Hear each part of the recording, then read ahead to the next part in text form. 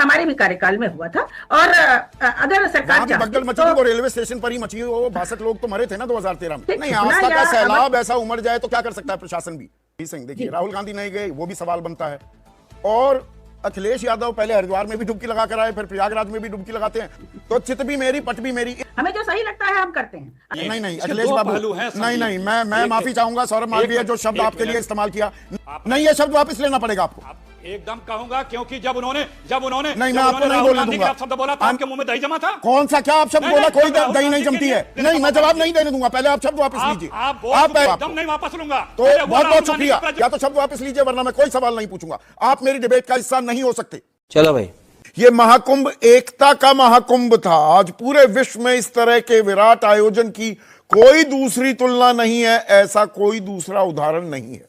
विरोधियों ने दुष्प्रचार का कोई मौका नहीं छोड़ा, लेकिन कोई अपहरण, लूट, छेड़छाड़, दुष्कर्म की घटना नहीं हुई। थोड़ा सा जिक्र कर दिया प्रधानमंत्री मोदी ने और मुख्यमंत्री योगी आदित्यनाथ ने कि मौनी अमावस्या पर एक दुखद घटना हुई थी।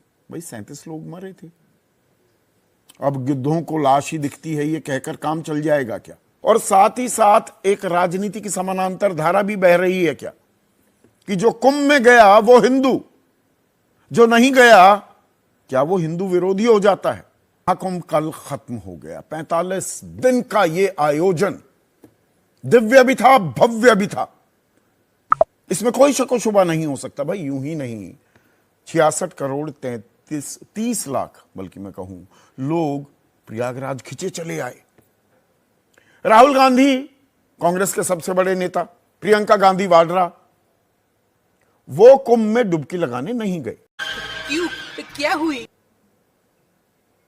तो एकनाथ शिंदे सवाल उठा रहे हैं, रामदास आठवले सवाल उठा रहे हैं, विश्वास सारंग कह रहे हैं राहुल गांधी का कुंभ ना जाना यह साबित करता है कि वो हिंदू नहीं है।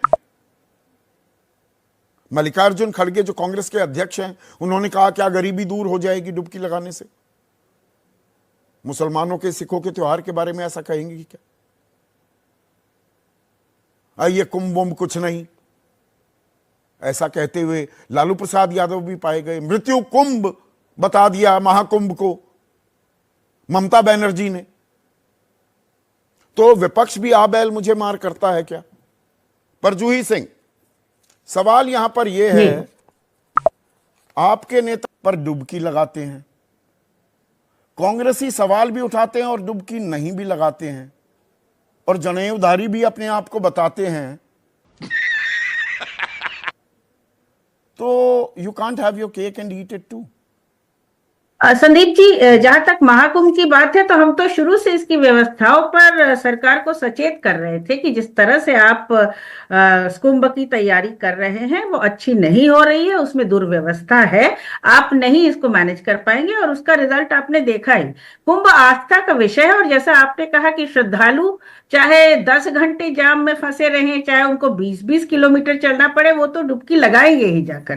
तो विपक्षी पार्टी, या अगर आप मान क्या आप इस बात को डिनाई कर सकती हैं जूही सिंह, 66 करोड़ 30 लाख लोग डुबकी लगाते हैं, वो उतने आए नहीं हैं, वो अलग बात है, डुबकी कई लोगों ने कई बार भी लगाई, पर ये इतना बड़ा आयोजन, कोई जो त्रासदी हुई वो बिल्कुल नहीं होनी चाहिए थी, पर सिर्फ उसी पर दूरबीन लगाकर आप विश्लेषण करते रहे, ये कितना जायज है? ये सवाल योगी आदित्यनाथ मुख्यमंत्री भी पूछ रहे हैं।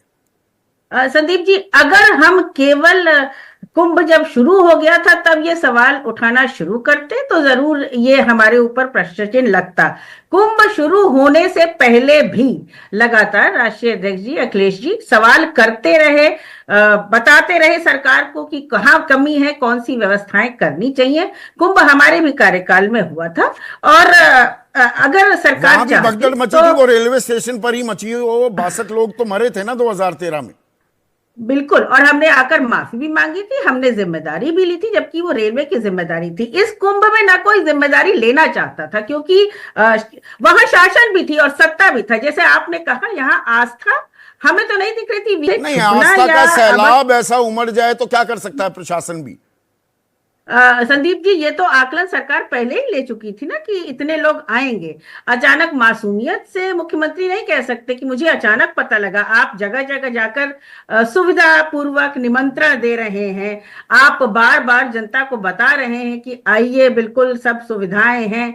जब सिंह देखिए, राहुल गांधी नहीं गए वो भी सवाल बनता है, और अखिलेश यादव पहले हरिद्वार में भी डुबकी लगा कर आए, फिर प्रयागराज में भी डुबकी लगाते हैं, तो भी सवाल उठता है कि ये तो चुनावी हिंदू हैं।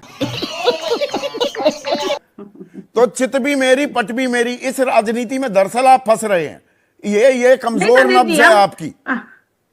ये हम फंस नहीं रहे हैं, हमें जो सही लगता है हम करते हैं। अगर वो डुबकी लगाना चाहते थे, कुंभ स्नान करना चाहते, तो इसमें हमें ना योगी आदित्यनाथ जी की निमंत्रण की जरूरत थी, ना सरकार की निमंत्रण की जरूरत थी। बहुत सारे समाजवादी पार्टी के लोग वहां गए, बहुत सारे लोग नहीं भी गए।